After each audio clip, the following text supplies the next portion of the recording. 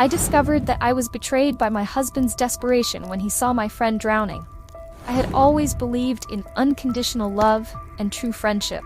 Married to Henrique for 5 years, we were seen as the perfect couple, and I was sure that our love was unshakable. But that sunny weekend would change everything. Henrique and I decided to invite some friends to relax at our beach house, a place that had always been a refuge for us. Among them was Camila, my best friend since childhood. Her contagious laughter always brought joy to my days, and I could never have imagined that our friendship would become the epicenter of an emotional storm. That day, we decided to venture into the choppy sea, and it was at that moment that tragedy unfolded. Seeing Camila drowning, Henrique didn't hesitate. I watched him run toward her, desperation etched on his face. But as he pulled her back to the shore, a dark feeling began to form within me. The words he exchanged with Camila and the way he embraced her seemed to reveal a bond much deeper than I could ever have imagined. When I realized the truth, my world crumbled. The betrayal was not just a wound, it was a stab in the back from 2 people I loved. What was I supposed to do now? Forgive? Get revenge? Or simply move on, rebuilding my life away from them? It was as if I were at a crossroads, surrounded by secrets and lies that threatened to engulf me. That weekend by the sea not only exposed the weaknesses of my marriage, but also made me reflect on the nature of friendships. What did I really value? The trust I had in Henrique and Camila? Or the strength I could find within myself to overcome this pain? The search for answers would lead me down an unexpected path, where I would have to confront not only them, but myself as well. And in the end, I would discover that true strength lies in the ability to rise again, even when everything seems lost. That night was one of the longest of my life. After the incident at the beach, the silence in the house felt deafening. I sat on the edge of the bed, looking at Henrique's reflection in the mirror. He was sitting on the couch, head down, as if trying to process what had happened. I still couldn't believe that the person I had shared the last 5 years of my life with could be so close to Camila. A wave of conflicting emotions washed over me: anger, pain, confusion. I remembered all the promises we made to each other, all the dreams we had. The image of us laughing and planning for the future now felt like a cruel joke. The betrayal was not just a matter of bodies, but of hearts and minds. Henrique and Camila had shattered the trust I had in them in a way I could never have imagined. However, something within me refused to surrender to total destruction. How could I let myself be consumed by this pain when there was still so much to be lived? I needed to find a way to deal with it. The idea of confronting them terrified me, but the silence was also unbearable. I went to the kitchen, made some tea, and with the mug in my hands, I decided I needed answers. Henrique looked up when I entered the room. He seemed more tired than ever. "Isabella, He started, but I interrupted him. The last thing I wanted was to hear empty apologies. What he did had no justification. I looked him in the eyes and said, "What happened between you and Camila? How could you betray me like that?" His expression changed, and I saw remorse. But remorse was not enough. He began to explain, but the words were just a tangle of excuses and promises. With each sentence, my heart grew heavier. He spoke of a moment of weakness, how the adrenaline from the rescue had created an unexpected connection. But to me, that was not a justification. Betrayal was a choice, not an accident. That same night, I decided I needed some time alone. I went to the beach, where the waves were still crashing hard. The cool breeze enveloped me, and for a moment, I was able to think clearly. I had to rise again, but the doubt about what to do next still haunted me. Go back to Henrique? Move on alone? The truth was that I was afraid of losing everything, not just love, but the friendship I had with Camila. As I walked along the sand, I encountered a group of young surfers having fun. One of them, Lucas, approached me and started talking. He was fun, carefree, and in that moment, the lightness of the conversation distracted me. I was taken by the idea that perhaps I could find new friendships, new connections. But I soon realized I needed to be cautious. The pain of betrayal was still fresh, and entering another relationship would be a risk. The next morning, I decided I needed to talk to Camila. It was necessary to understand what was going on in her mind. I arranged to meet her at the town cafe. When she arrived, her expression was a mix of guilt and nervousness. I wanted to scream, but I knew I needed to stay composed. The words that came out of me were calmer than I expected. "Why did you do this?" Camila began to cry, and I listened to her version. She spoke of insecurities, of how she felt invisible next to me. I didn't know how to react. My best friend was there, broken, but at the same time, the pain I felt seemed unbearable. The friendship I had always thought unshakable was now showing signs of deep cracks. The conversation turned into an emotional battlefield. I wanted to understand, but with every word she said, the betrayal felt deeper. Deep down, I knew that regardless of what Camila said, my trust had been shattered. I was in a dead end, trying to find my way back to the light, but surrounded by shadows. With each passing day, I found myself more confused. The nights were long and filled with twisted thoughts. Dealing with the betrayal of two people I loved was a challenge that felt greater than I could bear. But I was determined not to let it destroy me. I started dedicating myself to activities that made me feel alive. Running on the beach, meditation, and even painting. Each brushstroke helped me release a bit of the pain I carried. It was on this path of self-discovery that I realized I needed to redefine what friendship and love meant to me. The journey to healing would be long, but I was willing to face it.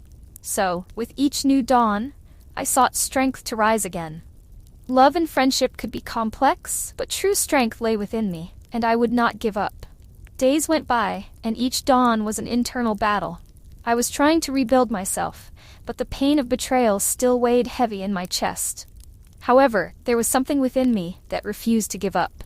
Painting, running, these things helped me, but I still felt that an essential ingredient was missing. Then, an unexpected event changed everything. One morning, I went to the cafe where I often found myself writing and reflecting. While savoring my coffee, I saw a group of people gathering at the entrance.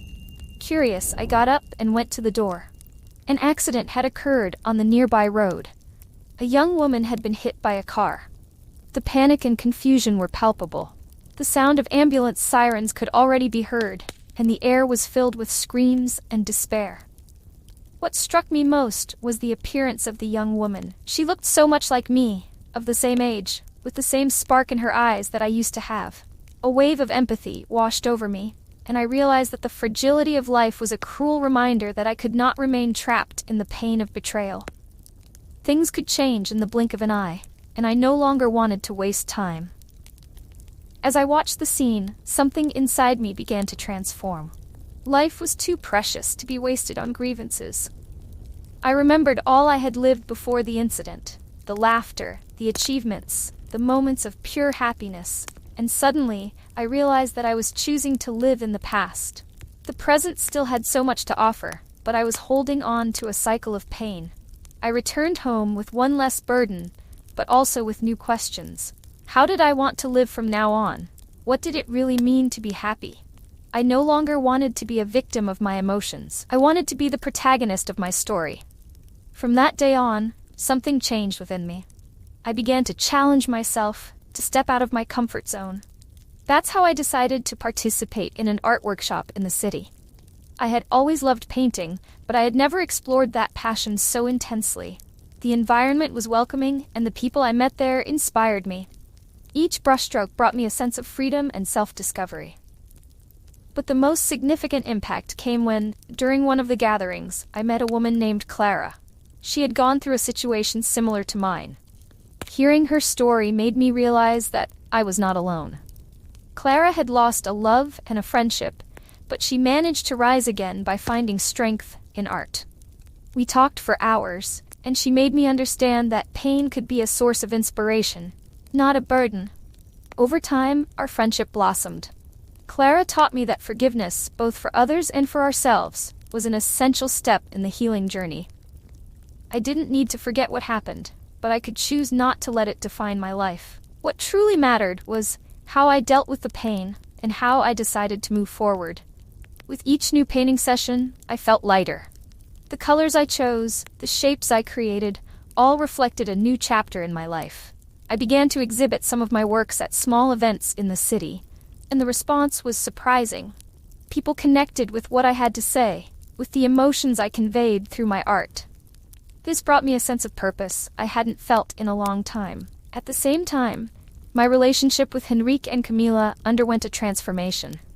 Confronting them again was inevitable, but now I was stronger. I wanted to understand how we could move forward, but without the pressure to restore what had been. I realized that forgiveness was not for them, but for me. I needed to free myself from the burden I carried. When I finally sat down with Henrique and Camila, I was clear about how I felt. I didn't expect everything to be perfect, but I wanted us to understand that the betrayal had changed our dynamic forever. The conversation was painful, but also liberating. I accepted that things would not be as they were before, but that didn't mean there couldn't be space for a new kind of relationship. That night, as I looked at the moon reflected on the water of the beach, I realized that I was beginning to love myself again. Life was about choices, and I was choosing happiness. The pain was still there, but I would no longer let it control my destiny. I had the power to rewrite my story, and with courage, I began to carve a new path. Days continued to pass, and the internal battle seemed endless. However, something within me began to change, especially after that accident I witnessed. The young woman who looked like me awakened a desire to live in me, to not let the pain of betrayal consume me. I realized that, just as her life could have changed in an instant, mine needed a turning point too. The decision to enroll in an art workshop was a milestone. From the very first day, when I immersed myself in colors and brush strokes, I felt a freedom I hadn't experienced in a long time. It was there that I met Clara, a woman who had faced similar challenges. Talking to her was like finding a mirror that reflected my own struggles. Together, we exchanged experiences and discovered that pain could be a source of inspiration, not a burden to bear.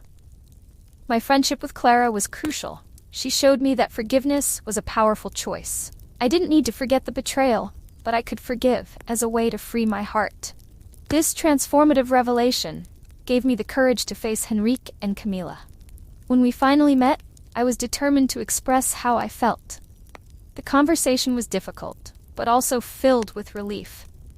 I felt that I was finally liberating myself from the weight I had been carrying. As I dedicated myself to painting and new friendships, I realized that success was not measured in material possessions, but in human connections and personal fulfillment. Each painting I created was a part of me being rebuilt. The exhibitions I held brought recognition that I had never sought, but that now filled me in an unexpected way. Reflecting on this journey, I understood that true wealth lay in the ability to reinvent myself. The lessons I learned helped me put my life into perspective. I was no longer the victim, but the protagonist of my story. The emotions that once paralyzed me were now tools for my growth. My friendship with Clara and the strengthening of my relationships showed me that we are never alone. Each of us fights invisible battles, and by sharing these experiences, we find strength and support. The pain that once seemed unbearable was now just a part of my past, part of a story I was writing with courage and determination. As I looked up at the stars that night, I realized that life was a blank canvas. I had the colors and brushes to create a future that reflected who I truly am. The road ahead still had challenges, but now I felt ready to face them, with a lighter heart and a renewed soul. Now I invite you to reflect on your own battles. What experiences have shaped who you are? Share your stories in the comments, and let's inspire each other together. Watch the video that appears on your screen now. Like and subscribe for more content that can help others find the strength that resides within each of us. The time is now.